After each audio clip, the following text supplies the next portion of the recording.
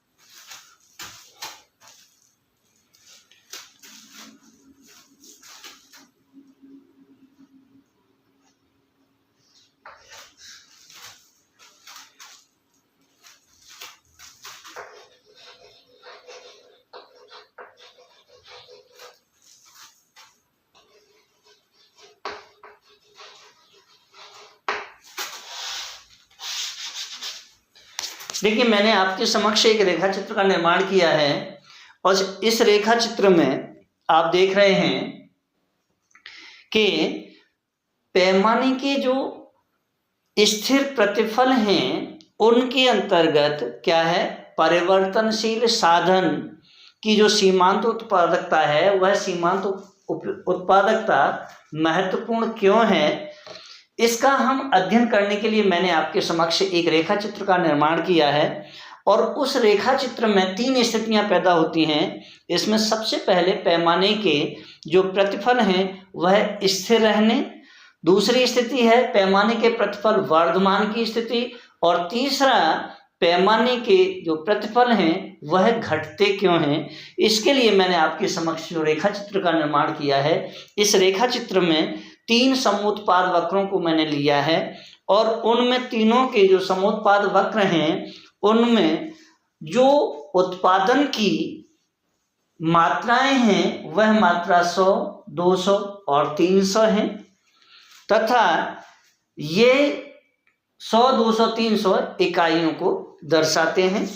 और यहाँ आप देख रहे हैं कि जो उद्गम बिंदु यानी जहां से OL रेखा का निर्माण होता है वह उद्गम बिंदु O है और O बिंदु से एक सरल रेखा कौन सी, OL, जो कि विभिन्न समोत्पाद वक्रों को काटती है, खींची गई है। विस्तार पथ को प्रकट करती हुई रेखा OL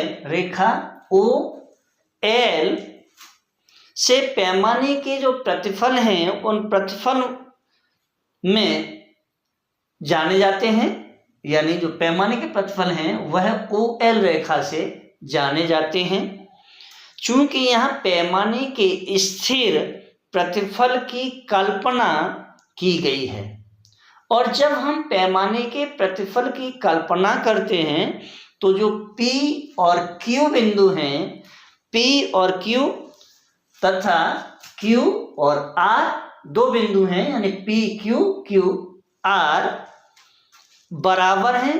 जो क्षैतिज रेखा कौन सी, ST, क्षैतिज रेखा ST जो कि पूंजी की एक स्थिर मात्रा के साथ क्या करता है, OS के साथ कौन सी, ST रेखा OS के साथ श्रम की मात्रा बढ़ाने से उत्पादन में परिवर्तन को दर्शाता है। हमें यह सिद्ध करना है कि पैमाने के जो स्थिर प्रतिफल हैं उनके होने की दशा में परिवर्तनशील साधन X की सीमांत जो उत्पादकता है वह सीमांत उत्पादकता घटेगी अथवा बढ़ेगी, यह हमें सिद्ध करना है। तो यहां देखिए Q और N, Q, अब देखिए N आप कहेंगे कि N, तो देखिए Q और N जो बिंदु है ये वाला, यह Q N बिंदु।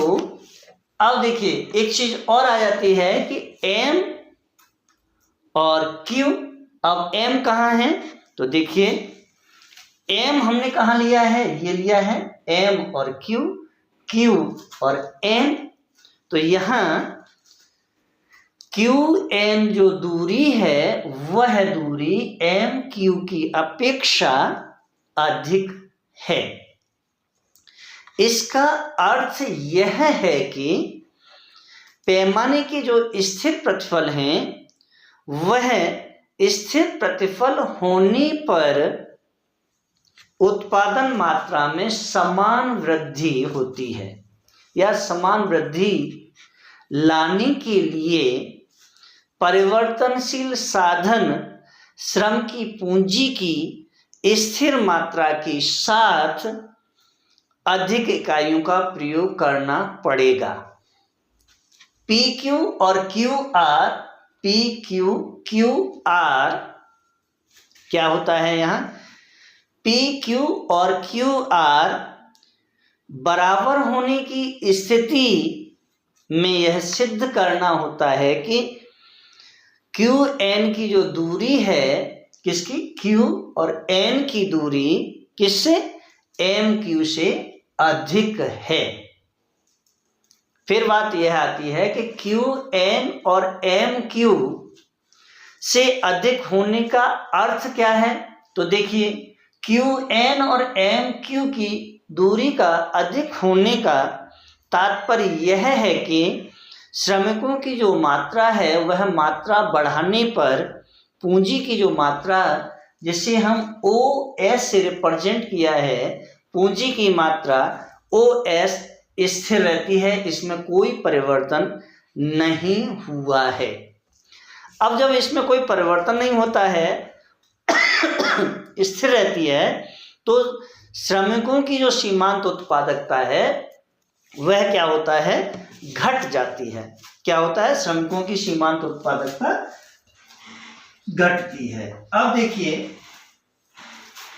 फिर क्या होगा, तब हमारे समक्ष जो न्यूमेरिकल निकल के आएगा वह क्या होगा, देखिए वह भी, तब त्रिभुज क्या होगा, त्रिभुज कौन सा, क्यू आर एफ, कौन सा, क्यू आर एफ, ये त्रिभुज है, ये क्यू आर एफ तथा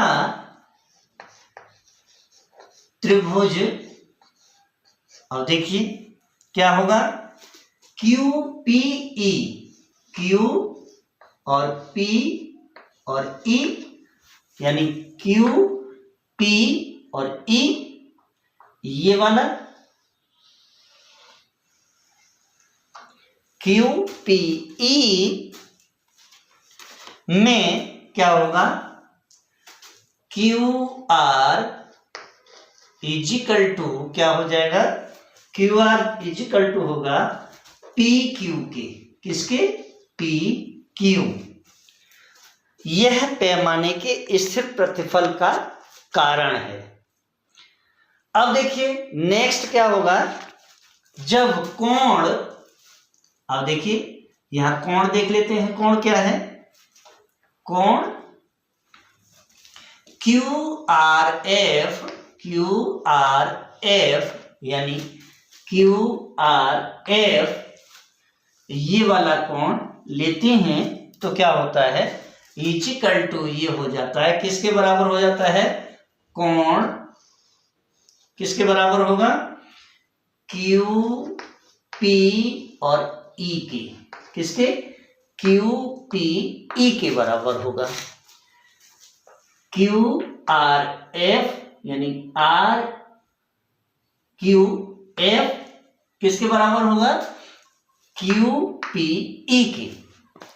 जब ये बराबर होगा तो यह कैसा होगा, एकांतर, कैसा, एकांतर कोण होता है। कैसा होता है, एकांतर कोण होता है। और जब ये एकांतर कोण है तो यहां क्या होगा, यानी अल्टरनेटिव एंगल बोलते हैं इसे, हम क्या बोलते हैं, अल्टरनेटिव एंगल। और ये वाला ऊपर वाला कौन सा होता है, यह पैमाने के स्थिर प्रतिफल का होता है, किसका, पैमाने के स्थिर प्रतिफल। अब देखिए नेक्स्ट दो चीजें आपके समक्ष क्लियर हो गई हैं। तीसरा, अब देखिए एंगल एक और देख लेते हैं। एंगल यानी कोण क्या, आर क्यू एफ को ले लेते हैं, R Q F, R Q F ये किसके बराबर होगा, इक्वल टू होगा किसके, कोण पी क्यू ई के, पी और क्यू और ई, पी क्यू ई इसके बराबर।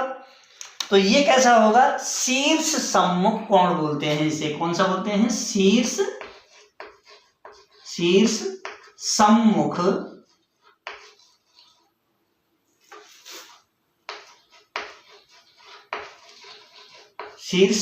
कोण। अब देखिए तीन स्थितियां हमारे समक्ष, एकांतर कोण, पैमाने के स्थिर प्रतिफल और शीर्ष सम्मुख कोण, तीन स्थितियां आपके समक्ष क्लियर हो चुकी हैं। और जो शीर्ष सम्मुख कोण होता है उसे हम वर्टिकल एंगल बोलते हैं। अब देखिए जब ये वर्टिकल अपोजिट एंगल होता है तो क्या होगा, तब त्रिभुज क्या होगा, त्रिभुज QRF, त्रिभुज QRF तथा नेक्स्ट क्या होगा, QPE, ये होगा परस्पर समांग। कौन सा होगा, परस्पर समांग। अब जहां परस्पर समांग होता है उसे हम बोलते हैं, यानी परस्पर समान हैं ये। तो अब निकल के मेरे पास क्या आएगा, वह होगा, देखिए QE इजिकल टू E और Q। क्या निकल के आएगा, QE इजिकल टू E और Q। यहां रेखा चित्र से यह स्पष्ट होता है कि MQ की जो दूरी है, किसकी, MQ की दूरी EQ, अब E और Q की दूरी से कम है, इसलिए QF दूरी MQ से अधिक होगी। और रेखा चित्र से यह स्पष्ट होता है कि QN दूरी QF से अधिक है, जिससे यह सिद्ध होता है कि QN दूरी MQ से अधिक है। हम यहां इस निष्कर्ष पर पहुंचते हैं कि जब पैमाने के प्रतिफल स्थिर रहते हैं तो परिवर्तनशील जो साधन है वह साधन का सीमांत भौतिक उत्पादन हमेशा घटता है। फिर बात ये आती है कि पैमाने के जो प्रतिफल हैं उसमें जो परिवर्तनशील साधन हैं, उन परिवर्तनशील साधनों का सीमांत भौतिक उत्पादन घटता है। और हमने अध्ययन किया था घटता है अथवा बढ़ता है। तो यह स्पष्ट होता है कि पैमाने के परिवर्तनशील जो साधन हैं उन साधनों का सीमांत भौतिक उत्पादन हमेशा घटेगा। नेक्स्ट पॉइंट इसके अंतर्गत आता है और वह पॉइंट है पैमाने के ह्रासमान प्रतिफल तथा परिवर्तनशील साधन का सीमांत भौतिक उत्पादन क्या होता है। तो देखिए अब हम यहाँ एक और नए रेखा चित्र का निर्माण करते हैं और वह रेखा चित्र जो होगा वह देखिए क्या होगा। चलिए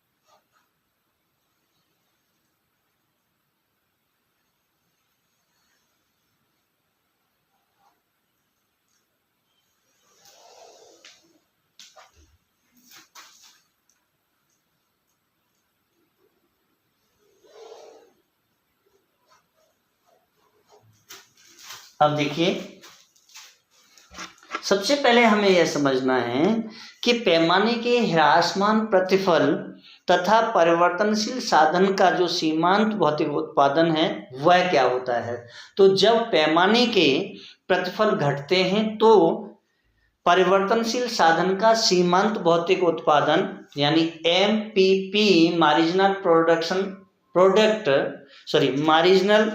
प्रोडक्शन में क्या होगा, पैमाने के स्थिर प्रतिफल की जो दशा है उस दशा में तुलनात्मक रूप से अधिक तेजी से वह घटता है। क्यों घटता है? तो रेखा चित्र मैंने आपके समक्ष जो तैयार किया है उसमें आप देखेंगे कि रेखा चित्र में जो पैमाने के प्रतिफल हैं वह क्या है। चलिए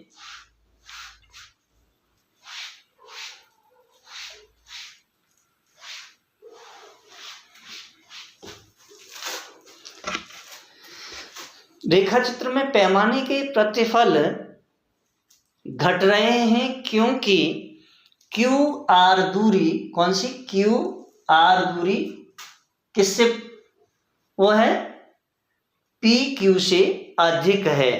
क्या है? QR दूरी PQ से अधिक है और जब यह PQ से अधिक होती है तो रेखा चित्र में जो क्षैतिज रेखा है जो ST से मैंने रिप्रेजेंट की थी वह ST यानी S और T, ये N बिंदु हमने हटा दिया है यहां से,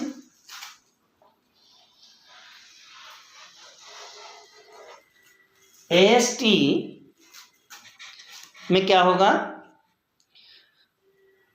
Q यानी जो रेखा चित्र है उस रेखा चित्र में क्षैतिज जो दूरी है वो ST जो कि पूंजी की स्थिर मात्रा के साथ श्रम की बढ़ती हुई मात्रा को दर्शाती है और यहाँ पर QN दूरी, Q और N दूरी, कौन सी QN दूरी क्या हो जाएगा, किससे, QM से, QN दूरी QM से अधिक होती है और जब QM से अधिक होती है तो इससे यह पता चलता है कि जब पैमाने के प्रतिफल घटते हैं तो परिवर्तनशील साधन का सीमांत भौतिक उत्पादन तीव्र गति से कम होता है।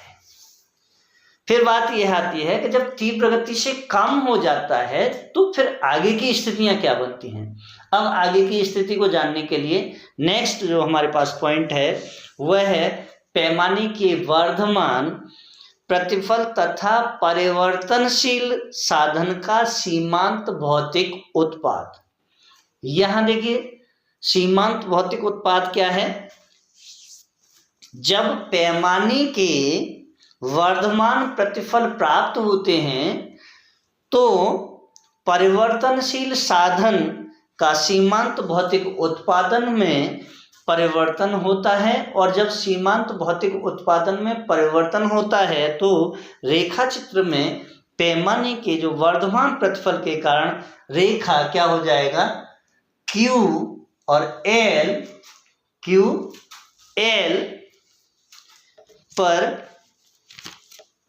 रेखा चित्र में Q नहीं OL पर QR दूरी और PQ दूरी से कम है और जब PQ से कम होती है तो फिर देखिए यहाँ फिर एक स्थिति जो बनती है वह यह होती है कि रेखा चित्र से यहाँ यह स्पष्ट हो जाता है कि ST तथा QN दूरी MQ से कम है और इसका तात्पर्य यह है कि जैसे जैसे अधिक श्रमिकों की अधिक मात्रा या अधिक इकाइयां स्थिर साधन की पूंजी की OS मात्रा के साथ प्रयोग की जाती हैं तो उत्पादन में समान वृद्धि प्राप्त करने के लिए श्रम की उत्तरोत्तर कम इकाइयां प्रयोग की जाती हैं। अर्थात QN का QN और QM